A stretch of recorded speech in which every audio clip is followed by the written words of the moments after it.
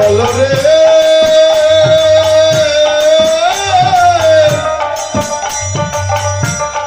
গেল রে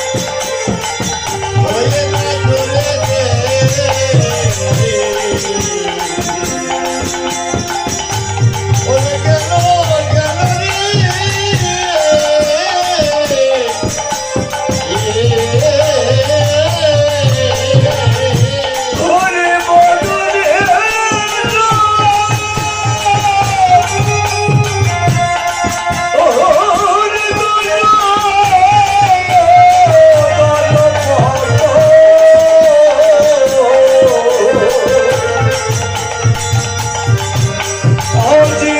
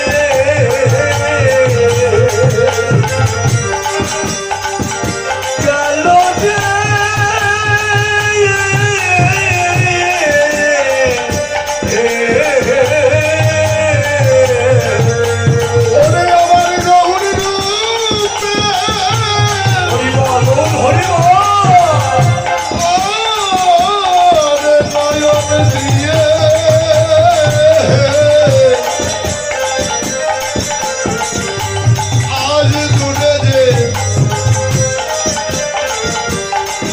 গেল রে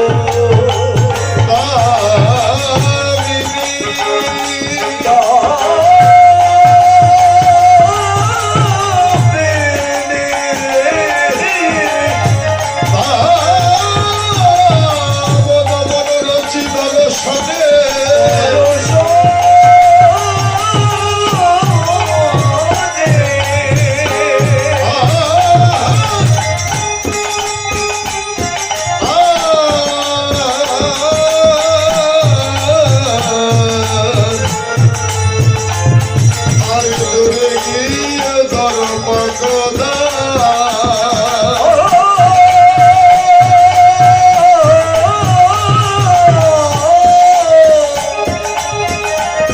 দূরে গিয়ে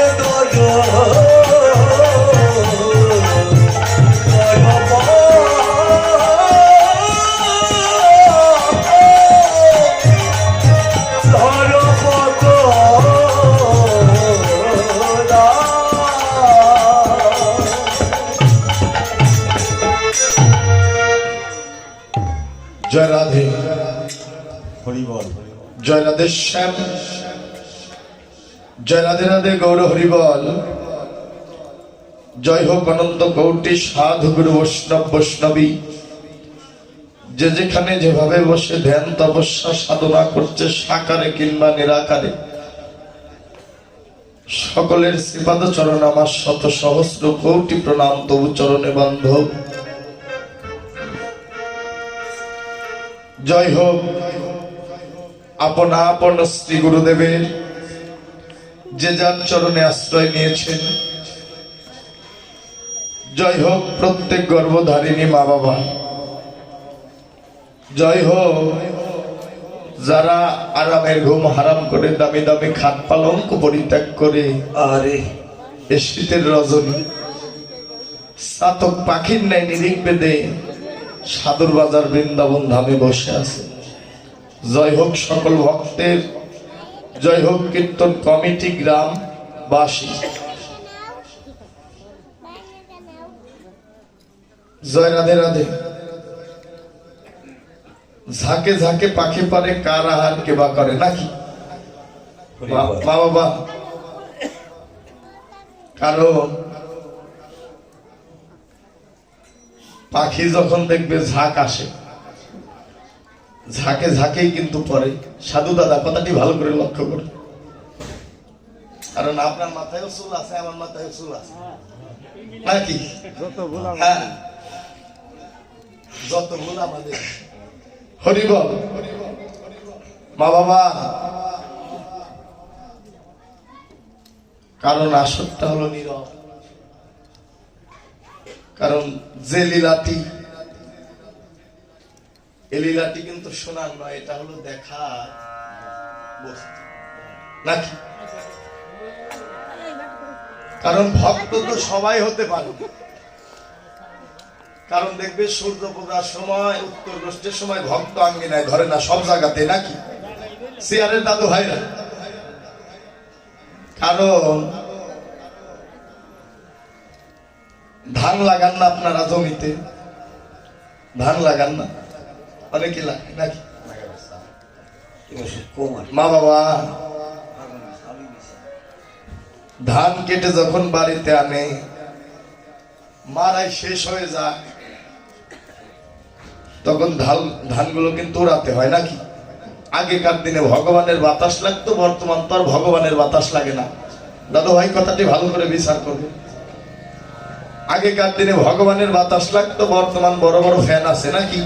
হ্যাঁ, মায়েরা যখন কুলার ভিতরে ধানগুলো উড়ায়, দেখবে সিটে পাতা, যারা সিটে দান, সিটে পাতা গুলো কিন্তু বাতাসে উড়ে উড়ে যায়।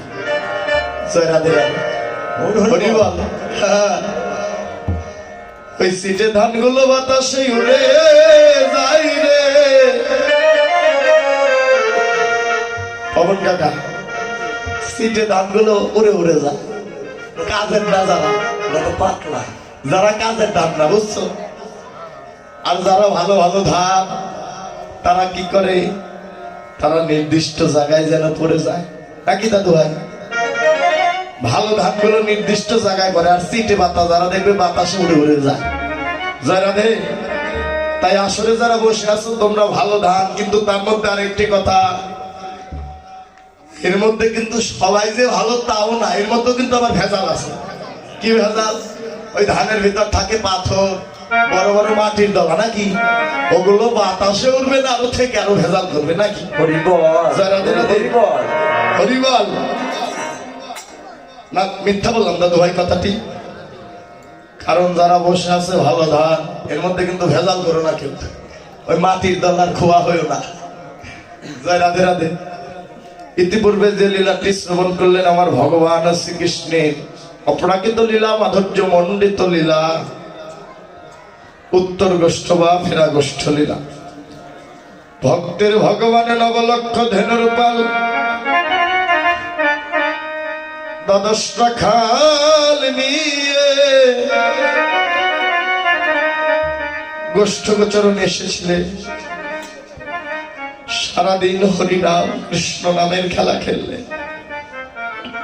বেলি অবসান কালে সখাগণ সঙ্গে নিয়ে ভক্তের ভগবান মায়ের ঘরে গেলেন। সখাগণ যার যার আঙ্গিনায় চলে গেলেন। তাই না? লীলাটি তাই ছিল না মা বাবা? শুধু আমার ভগবান নয়, যেদিন তোমার আমার এই 3.5 হাত দেহ বেলা অবসান হয়ে যাবে,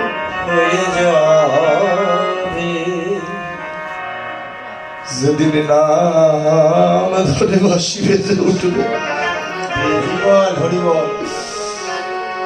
জগন্নাথ আর থাকা যাবে না, একবার চলে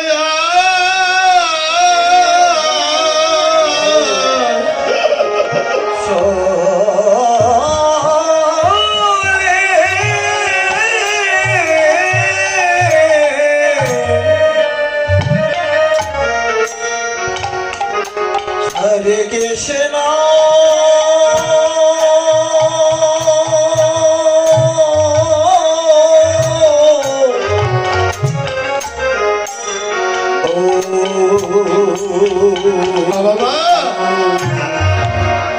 সেদিন আমার তোমার নাম ধরে বেজে উঠিবে,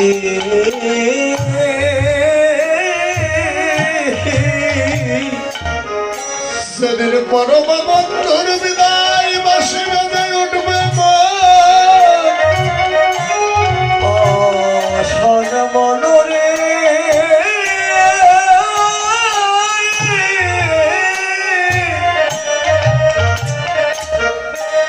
ও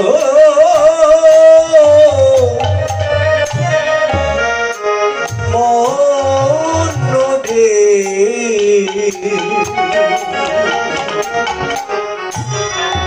শুধু সেই লীলাটি আমার ভগবানের আস্তে শত সম্ভব। শুধু ভগবানের উত্তর গোষ্ঠ ছিল না দাদা। যেদিন নাম ধরে বাঁশি বেজে উঠবে, সেদিন কেউ বলতে পারবেন না ভগবানকে, প্রভু গো মাঠে 5 বিঘা 10 পাখি ধান লাগিয়েছি, ধানগুলো কেটে যাব, পারবেন না। মেয়েকে বিয়ে দেয়নি, মেয়েকে বিবাহ দিয়ে যাব, পারবেন না। কারণ নাম ধরে যদি একবার বাঁশি বেজে যায়, সঙ্গে সঙ্গে তোমার আমার এই মায়ার সংসার পরিত্যাগ করে যেমন ভাবে এসেছিলাম এই ধরা ধামে, এমনই ভাবে যেন ছুটে যেতে হবে। তাই ভগবান শ্রীকৃষ্ণের উত্তর গোষ্ঠ লীলা শ্রবণ করলে, আর যে লীলাটি স্মরণের বিষয়বস্তু ভগবান শ্রীকৃষ্ণের অপরূপ যেন রূপ মাধুরী। মা বাবা, কারণ ভগবানের রূপের কথা আমি বলতে পারবো না। কেন পারবো না? যদি বলেন এত টাকা দিয়ে বায়না করে নিয়েছি, ভগবানের রূপের কথা বলতে পারবে না। কারণ আমি তো ভগবানকে কোনোদিন দেখতে পাইনি, ভগবানকে তো দেখিনি। ভগবানের রূপের কথা কেমন করে বলবো দাদু ভাই, মা বাবা? এই জগতে দেখিনি যার মূরতি, তার সঙ্গে কি আমার হয় প্রীতি? কারণ প্রভু সেই অপরূপ মাধুর্য মণ্ডিত রূপখানা তো একদিন দর্শন করিনি নয়ন করে। কেমন করে বল